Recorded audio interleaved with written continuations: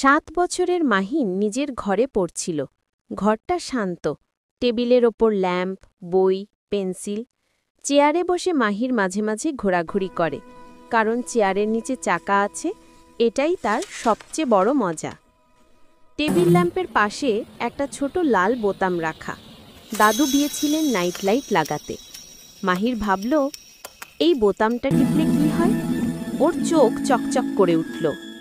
ও টিপ দিল, ল্যাম্পটা হালকা ঝিলিক দিল। ও আবার টিপ দিল, এবার আলো নিভে গেল।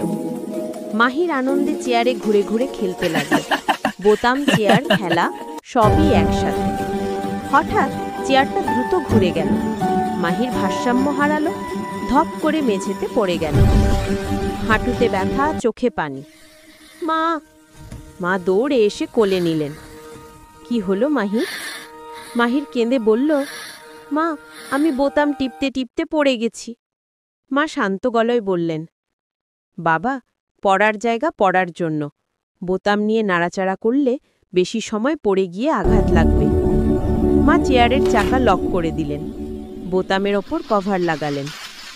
মাহির চোখ মুছল, ধীরে